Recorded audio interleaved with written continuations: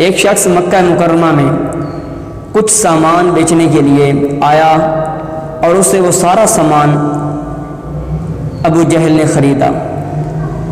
خرید اس نے لیا لیکن پیسے دینے سے اس نے انکار کر دیا کہ پیسے میں نہیں دوں گا۔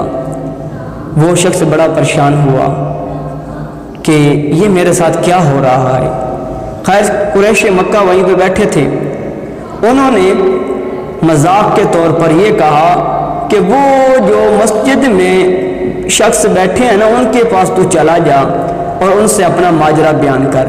یعنی انہوں نے رسول اللہ صلی اللہ علیہ وآلہ وسلم کے پاس بھیجا، کیونکہ وہ جانتے تھے کہ محمد صلی اللہ علیہ وسلم اور ابو جہل کی آپس میں دشمنی ہے۔ ابو جہل کے سب سے بڑا دشمن جو ہے وہ سرکار صلی اللہ علیہ وسلم ہے، یعنی کہ وہ جانتے تھے کہ اب یہ شخص جائے گا، سرکار ابو جہل کے دروازے پہ آئیں گے اور اب پھر وہی معاملہ لڑائی کا شروع ہوگا، تو ہم بیٹھ کے ہنسی مذاق کریں گے، ہم ان کا مقابلہ دیکھیں گے۔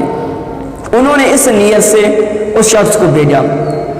وہ سرکار دو عالم صلی اللہ علیہ وآلہ وسلم کی بارگاہ میں حاضر ہوتا ہے، عرض کرتا ہے حضور میں مسافر ہوں، میں پردیسی ہوں اور میں غریب الوطن ہوں، حضور مہربانی فرمائیں، میں تو یہاں پر مال بیچنے کے لیے آیا تھا پر میں مال لٹا بیٹھا ہوں، جس شخص نے مجھ سے مال لیا ہے وہ پیسے نہیں دے رہا۔ فرمایا وہ کون ہے؟ اس نے دروازہ دکھایا، سرکار سمجھ گئے کہ ابو جہل ہے۔ سرکار دو عالم صلی اللہ علیہ وآلہ وسلم آپ جب اس ابو جہل کے دروازے پر پہنچے اور دروازے پہ دستک دی نا، تو اندر سے وہ کہتا ہے کون؟ آپ نے فرمایا میں محمد ہوں صلی اللہ علیہ وسلم، میں محمد ہوں۔ نام مبارک کا سننا تھا۔ ابو جہل نے فوراً دروازہ کھولا اور کھولتے ہوئے اس کا رنگ جو تھا وہ زرد ہوا تھا، گھبرایا ہوا تھا۔ اس نے پوچھا سرکار کیسے آئے ہو؟ اس نے کہا کیسے آئے ہو محمد، کیسے آئے ہو؟ آپ نے فرمایا اس کا حق کیوں نہیں دیتا؟ کہتا بھی دیتا ہوں۔ دوڑ کے جاتا ہے، جا کر پیسے لیتا ہے اور واپس اس شخص کو دیتا ہے، پیسے دے کر فوراً اندر چلا جاتا ہے۔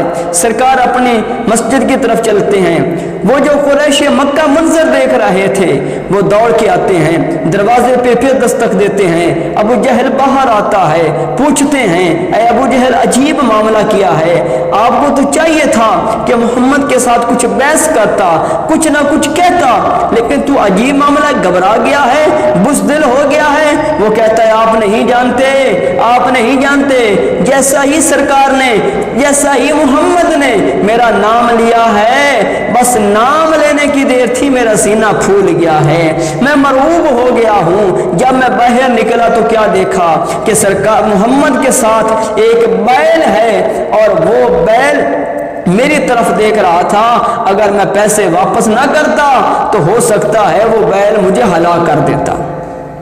دوسری روایت میں کچھ اس طرح کے الفاظ ہیں کہ جب انہوں نے پوچھا نا وہ قریش مکہ نے، اے بزدل تو بالکل بزدل ہے، کیا کیا تم نے؟